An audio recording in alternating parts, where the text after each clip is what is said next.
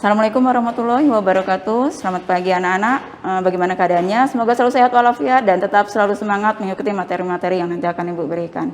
Hari ini kita akan masuk ke materi berikutnya, yaitu tentang jaringan tumbuhan. Ya, kita bisa lihat ada skema di sini yang sudah Ibu buat. Dan yang perlu diperhatikan di sini Ibu hanya memberikan secara garis besarnya. Tugas kalian nanti adalah untuk mencari ya lebih detail bagaimana penjelasannya. Jadi tolong disimak baik-baik.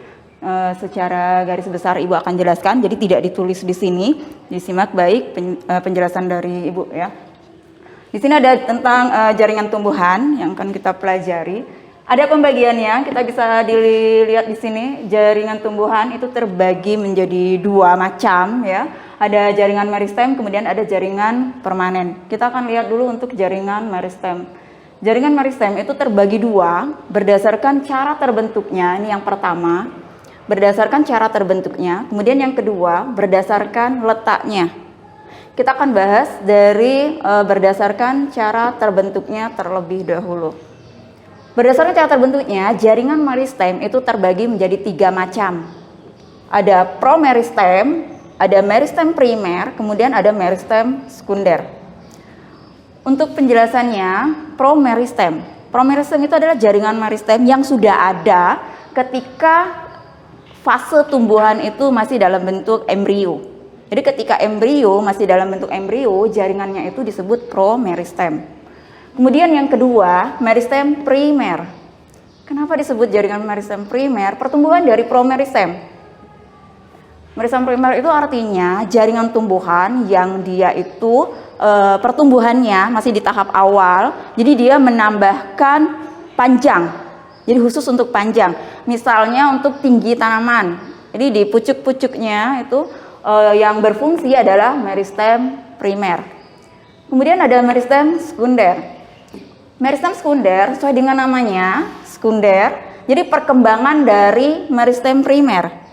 Jadi jaringan meristem sekunder terbentuk dari jaringan meristem. Bedanya apa? Kalau meristem primer dia fungsinya untuk membuat tumbuhan itu panjang. Kalau untuk meristem sekunder, fungsinya membuat tumbuhan itu menjadi besar. Jadi dia lebih ke ukuran besar.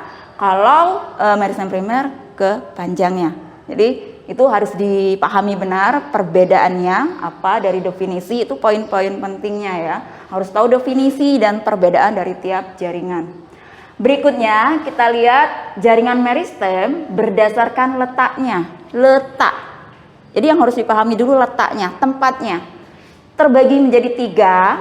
Ada jaringan meristem apikal, meristem lateral, dan meristem interkalar. Kita lihat satu-satu. Jaringan meristem apikal. Apikal. Jadi apikal itu adanya di ujung. Bisa di ujung tanaman, di pucuknya, atau dia di ujung akar. Jadi dia sama fungsinya itu seperti meristem primer, dia menambah tinggi dari tumbuhan tersebut atau dia menambah panjang dari bagian akar. Itu untuk yang apikal. Kemudian yang meristem lateral. Meristem lateral itu letaknya di samping. Jadi di samping-samping. Kalau bisa dilihat itu di tumbuhan ya, misalnya di bagian batang, misalnya ini ada batang nih.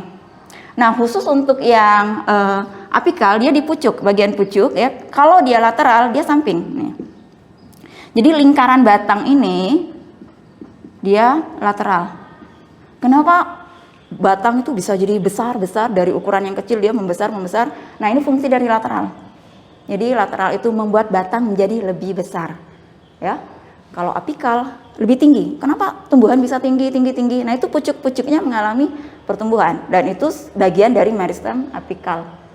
Bagaimana dengan yang interkalar? Interkalar itu dia adanya di ruas. Kalau tahu tanaman yang beruas itu perdu, rumput-rumputan, ya jenis rumput-rumputan graminalis itu biasanya ada ruas-ruasnya. Jadi batangnya itu tidak satu begini ya. Jadi ada seperti ruas-ruas. Ini ada ruasnya. Ini ada ruas-ruasnya ya. Nah, kalau interkalar itu ruas ini. Ruas. Jadi fungsinya memperpanjang setiap ruas.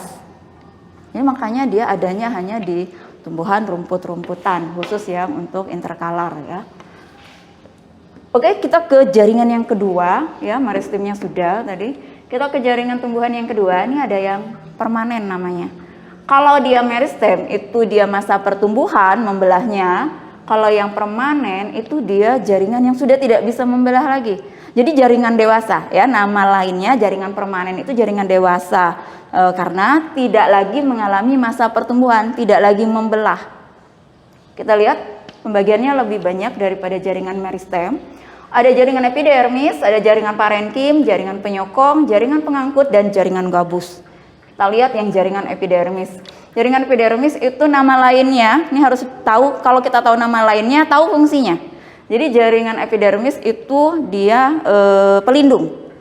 Pelindung nama lainnya. Jadi sudah pasti kita kalau sudah tahu nama lainnya pelindung, otomatis fungsinya sebagai pelindung. Kalau kita lihat misalnya daun, ini ada daun ya.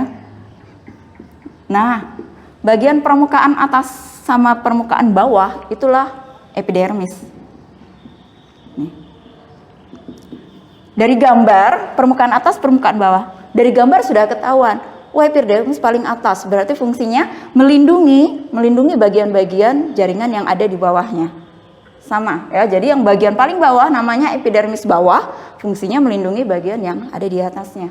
Itu epidermis, pelindung ya. Yang kedua, parenkim, nama lainnya tuh jaringan dasar. Kenapa sih dibilang jaringan dasar? Karena jaringan parenkim itu hampir terdapat di semua organ tumbuhan. Mau di batang, mau di daun, ya, mau di akar, tuh semuanya ada jaringan parenkimnya. Jadi jaringan dasar, jaringan yang terdapat hampir di semua anggota tumbuhan. Penyokong, berikutnya jaringan penyokong. Nah, dari namanya kita tahu kan, penyokong. Penyokong itu dia menyokong, menopang, menguatkan. Jadi ini ada pembagiannya ya, terbagi dua, ada kolenkim, ada sklerenkim. Kita bisa perhatikan ada tanaman bayam. Tanaman bayam ya itu herba, dia terma herbal ya, tanaman-tanaman herba itu ya. Dia lunak, batangnya itu lunak.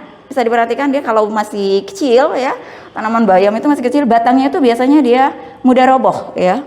Nah, di penyokong itu dia untuk menguatkan.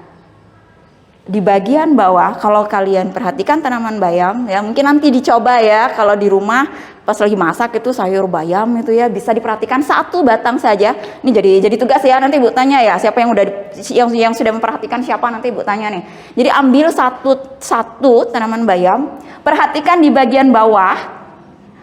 Ini ada kayu, ada seperti apa? Serat kayu ya, serat kayu. Jadi padahal ini kita petik bisa ya, gampang sekali bagian atasnya itu batang bayamnya itu ya. Nah, di bawahnya ada kayu. Nah, kita bisa bayangin, kalau di bagian bawahnya tidak ada kayunya, pasti bayamnya tuh mudah roboh. Kena angin dia roboh, kena hujan dia roboh. Nah, ini fungsinya. Ini namanya jaringan penyokong. Ada kolenkim, ada sklerenkim. Yang termasuk yang mana dia? Ini termasuk yang kolenkim. Ya, kolenkim. Kolenkim itu untuk penegak tumbuhan-tumbuhan herba yang mudah rebah ya. Tomat sama, cabai. Nah, tanaman cabai, tanaman tomat itu juga. Jadi kayunya itu ringkih sekali. Nah, itu ada penyokongnya ya, namanya kolenkim. Kalau sklerenkim dia lebih kuat daripada penyokong. Jadi kayak kelapa ya, kelapa itu ada batoknya itu ya, itu bisa jadi penyokong untuk di buahnya itu ya. Kemudian pengangkut, sama sesuai dengan namanya, fungsinya mengangkut sari-sari makanan ya, kemudian mengangkut unsur hara. Nah, itu fungsinya.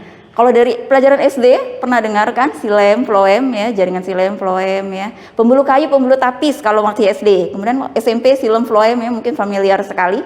Nah, pengangkut ini ada silem, ada floem. Kalau silem itu dia ngangkutnya dari dalam, unsur hara. Kalau floem, dia sudah di daun, sudah fotosintesis. Floem yang mengedarkan ke seluruh tumbuhan. Nah, itu sederhana lah ya, nanti detailnya kita pelajari di classroomnya. Terakhir ada jaringan gabus. Kalau di tanaman itu, jaringan gabus itu ini ya, kayak kedap air ya. Jadi jaringan gabus itu fungsinya untuk melindungi jaringan-jaringan yang lain supaya tidak kehilangan air. Karena dia fungsinya Ya seperti kedap. Jadi gabus ya, kalau bisa dibayangin ada gabusnya tanaman. Ya seperti itulah fungsi dari jaringan gabus. Nah ya nanti akan Ibu tanya lagi di classroomnya ya, silakan dicari banyak ini informasinya ya. Kita bahasan materinya tuh banyak sekali dan tidak terlalu sulit. Materi ini tidak terlalu sulit. Beda dengan materi sebelumnya, lebih mudah dipahami. Jadi semoga bisa lebih banyak nanti mencari materinya dari materi yang akan Ibu berikan ya. Ibu rasa cukup ini dulu penjelasan tentang jaringan tumbuhan. Ibu akhiri, Assalamualaikum warahmatullahi wabarakatuh.